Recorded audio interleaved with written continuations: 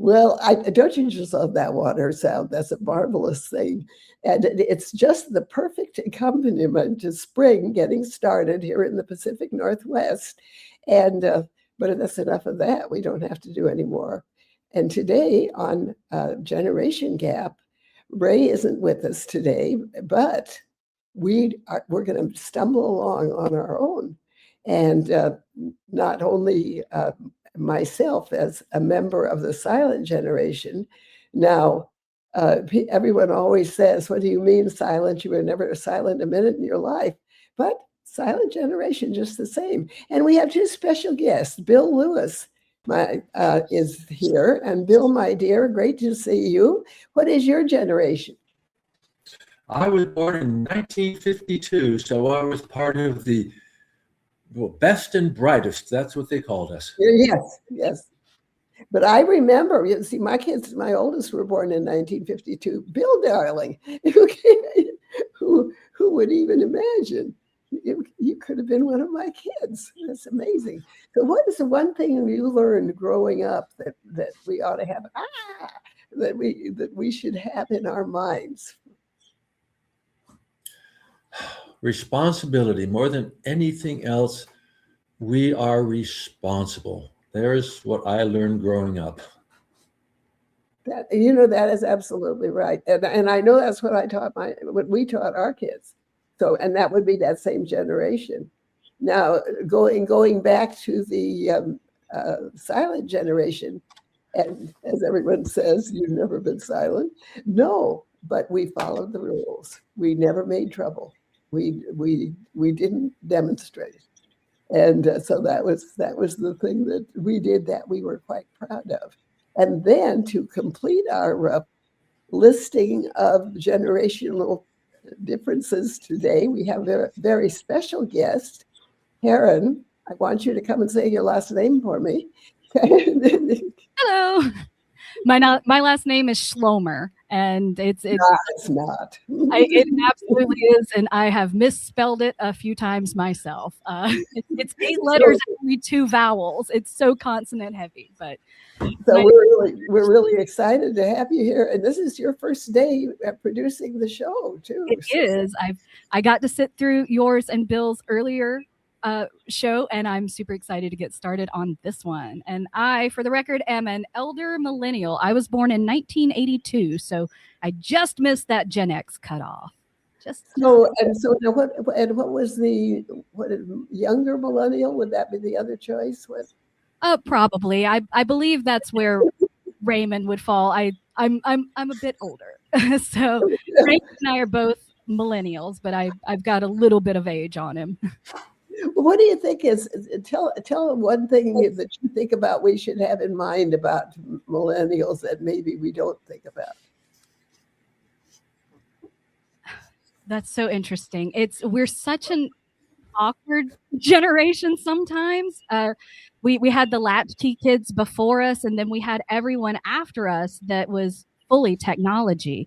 We're kind of that last generation that was half analog and half technology, and we got to grow up with it and grow with it.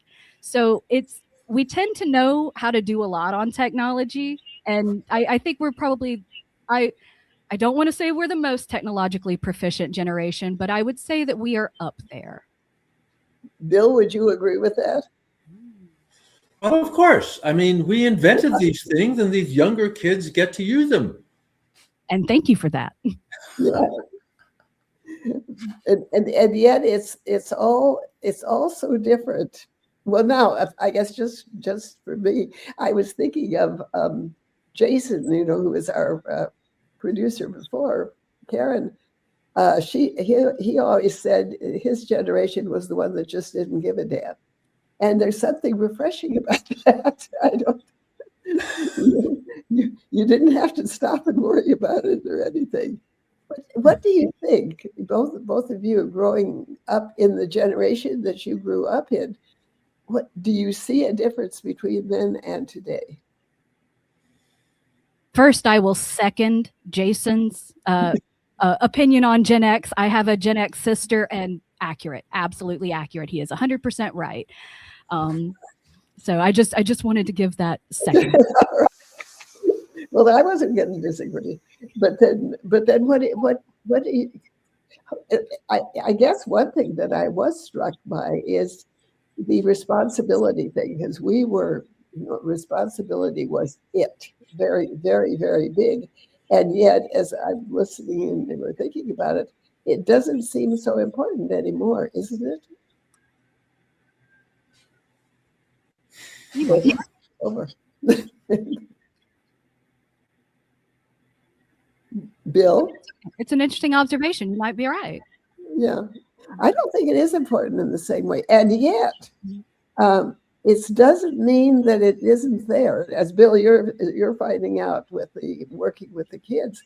And I last lived in DuPont, Washington, which is where Washington State began. And I would be out. I don't walk very fast, guys. And so I would be out walking along, and the kids, the track team would come running by, and they would run over the hill, and I would think, oh, they're going to just crush me. They are not going to care that I'm here and I can't get out of the way. And invariably, they were so polite. They were so, and they got out of my way, even though I wasn't going anywhere. And so I think it's different. But is it different bad? I don't know. Maybe hasn't it always had to be different? Karen, what do you remember as a child, best advice or most constant advice you ever got? Oh, goodness. I don't even remember any advice I got as a child. I was too busy riding my bike around the neighborhood. That was my childhood. I didn't want to pay attention to the adults' boring conversation on the weather or anything. So I just to be myself, honestly, I was very fortunate that I had parents that allowed me to be myself. I was always encouraged to be myself. And I know that I have friends that did not have that same support and encouragement. And I'm certain that changes my outlook on life, because I don't even think about advice, because that was the advice. And it was so simple. But when you're a child and something like that, no, you be exactly who you are. Okay. And, it can stay with you for a long time. So that was the best advice I got as a child, was to just be who you are. It's okay if you're a little weird. It's okay if you're loud. It's okay if you're fun. It's okay if you're quiet. Just be yourself. Well, and well, maybe. For me. I'm not so sure about that. But I'm thinking about when my first baby was born, which would have been 1952. We had a lot of problems, and so my husband had to take our little girl up to live with his parents in Oregon, because I couldn't take care of her. And so I'm in the hospital in Castle Air Force Base, Merced, California. If you don't want to be in an Air Force hospital, I'm sorry to tell you this, but you just don't. And so this very nice lady came in, different than Army. A very nice lady came in, and she said, "You're coming home with me." And I didn't know who she was, but I figured it had to be better than being in the hospital. And so, I couldn't walk. I couldn't get out of bed, and she took me home. And it was Christmas. She had dogs. She had children. She had Santa Claus. She had all this. Turned out her husband was my husband's staff sergeant. And Raj always said, you find the sergeant, and that'll do it. But anyway, she did all of that, and the outcome was wonderful.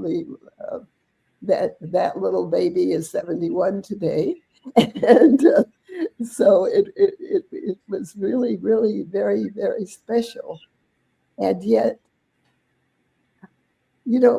I'm still trying to put it in places, because when it was all over, I wanted to go down and thank her, and we got orders. We're going to San Francisco, and we're going now. And so I couldn't I'd always thought I would do something wonderful to make up for her to her for everything that she had done.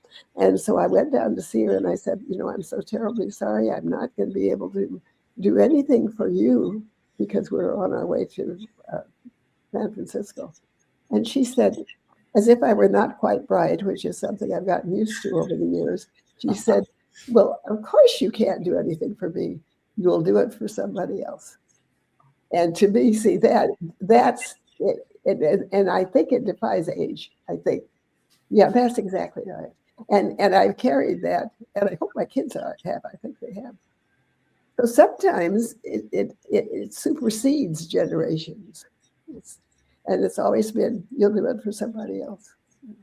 So, That's amazing. Yeah, but now you said, Karen, you didn't get advice. You don't.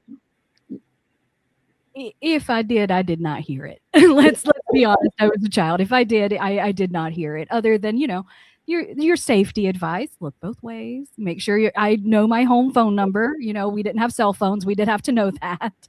But it was I was surrounded by a lot of support, and advice was really just for safety.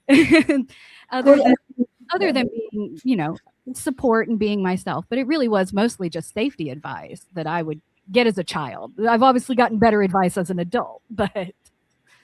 Yeah, that's interesting. Bill, how have you found that? I'd love to give you advice, darling. What do you think about what do you think about giving advice, and what's the best advice you ever got? So, as you know, I have taught high school and subbed in regular schools and taught at Stanford and Tufts and MIT. So I've been around the block with students a bit, and I am an advice giver. I give my students what I think is excellent advice, reminding them that when someone gives you advice, it's generally the advice that they needed. It might not be the advice that you need. And then I talk to them about, I'm teaching largely nerdish people, and like, get to know your professors. Pay attention to what your friends are studying, and be the one who is involved. When they need a volunteer, you're the one to say it. When my company said, oh, we need someone to write this book, I said, I can do it. And now I am an author because of that. So those are the types of advice that I give my students. That is beautiful. I just love that. And I'm thinking one of my sons is an English teacher in LA, which is not necessarily the easiest place to teach, but one thing that they do at that school that I've really admired is to give attention, to give like props, I guess we'd say, when the teacher does something good that the student feels it hits his head, then the student can let the administration know that they've done this good thing, and they have my admiration night, kind of a special recognition, and they recognize that the students have seen this in the teachers, and I think that's an incredible thing. Mm-hmm. We're also over the years that I've been working with kids, I really haven't seen kids change much. I know that when they get older, they change, but my interactions with 5-year-olds are still the same that they were way back when. And it's interesting. I had one high school class I was subbing in. It was the ESL class, English as a Strange Language, and they didn't want to be there. And this first student comes up, hey, teach, look, it's the end of the day. We're tired.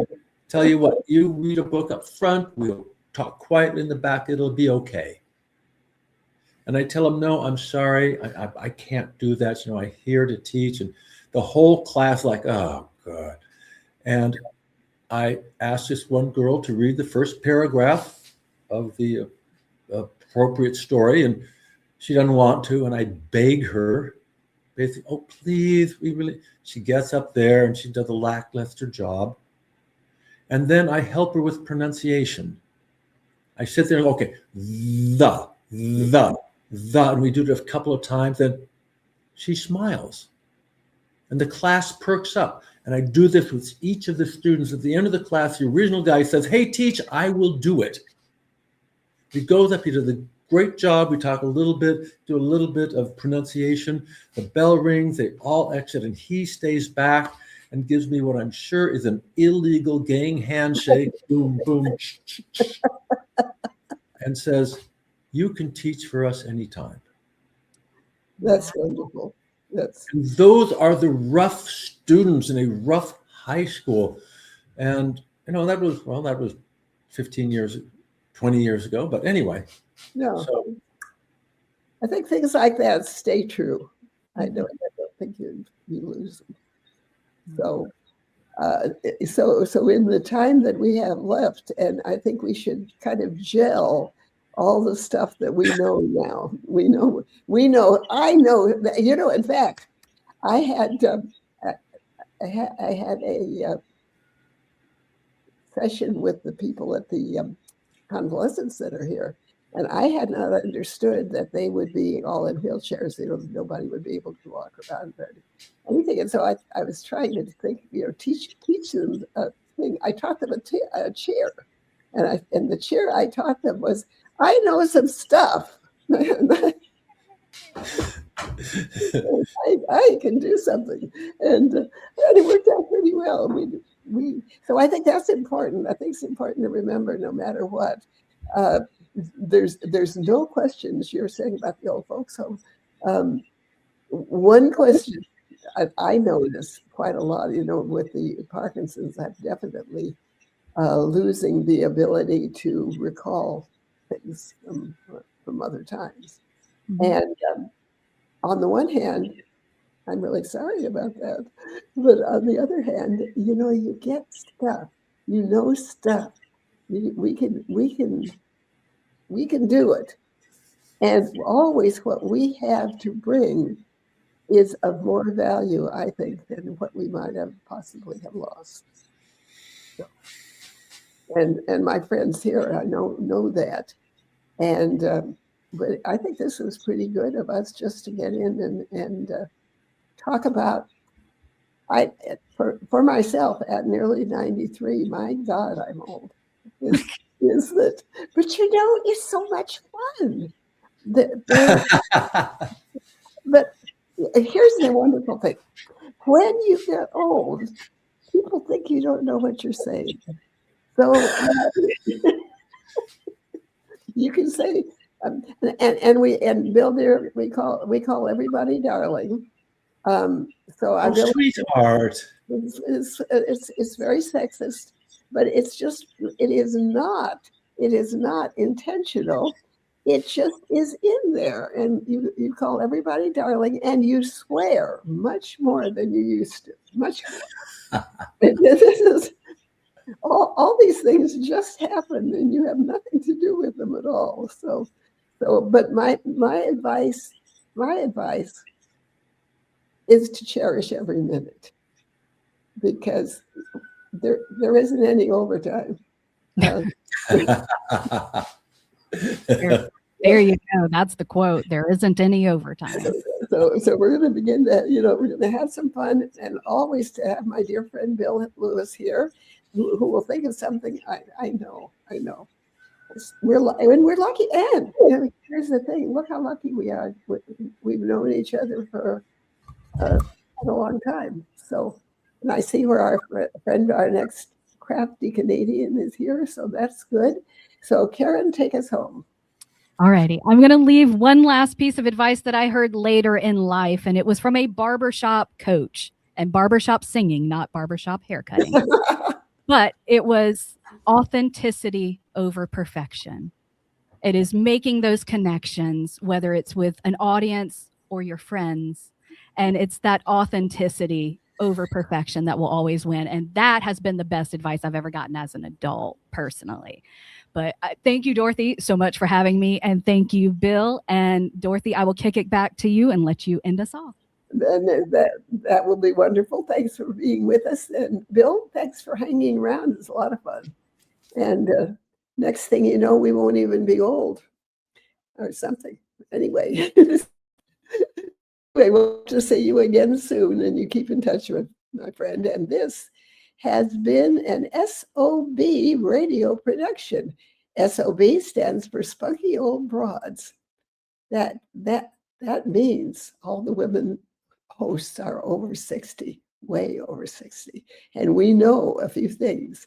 And so when the crafty Canadian comes by next week, you'll remember that I introduced you.